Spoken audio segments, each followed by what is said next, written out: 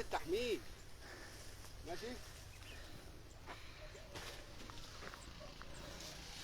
السلام عليكم يا رجاله. جمعيه البطل التعاونيه تنميه الثروه الحيوانيه. مساء الفل عليكم يا رجاله.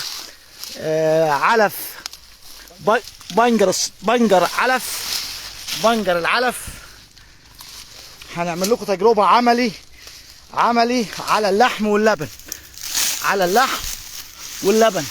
من بنجر العلف. الصلاة على النبي. شايف الراس قد ايه؟ صلاة على رسول الله. شايفين يا رجاله؟ صلاة على رسول الله كده. فلازم احنا في غلو الاسعار بتاعه العلفه والعلفه الملقه نشوف البدائل زي علف البنجر، زي علف البنجر وزي البونيكام، زي ذروة البونيكام، الاعلاف اللي هي الزراعيه. نحاول ان احنا عشان نقل التكلفه شويه يا رجاله، ان احنا ما عدناش قادرين بصراحه. واللي يقول لك غير كده يبقى راجل كذاب، اللي بيعرف يستمر في الثروه الحيوانيه هو اللي عنده. الراجل اللي زرع له فدانين ارض ملك، ده اللي ياخد يا محمد. ده اللي زرع له عنده ارض ملك. فالارض الملك لها عامل كبير في الانتاج الحيواني.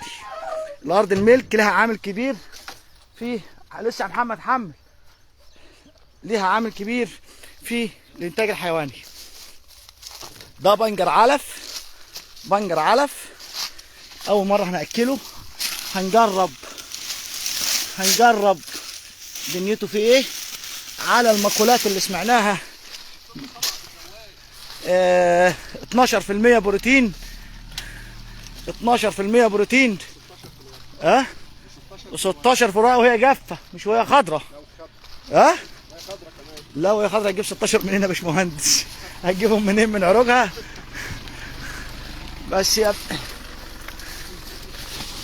فتجربه كده هنشتغل عليها خلال 4 ايام 5 ايام. هنشتغل عليها نبدا من النهارده. كده يا محمد، ربنا يكرمنا ان شاء الله. هنطلع لكم النتيجه على البث مباشر، واحنا شغالين كمان بيها على البث مباشر. هنوريكم النتيجه بتاعتها. وانا لسه اول مره اكلها.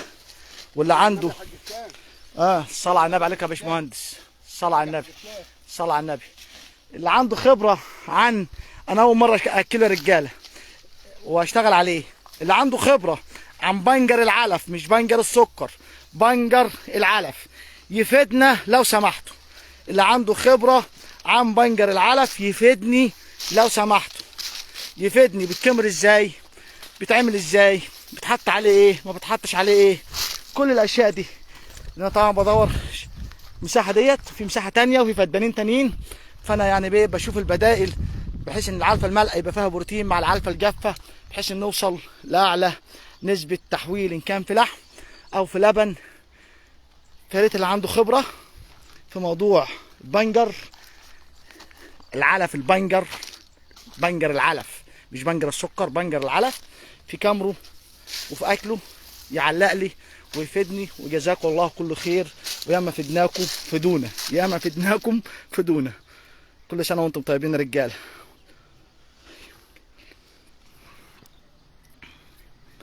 عادل يا محمدي.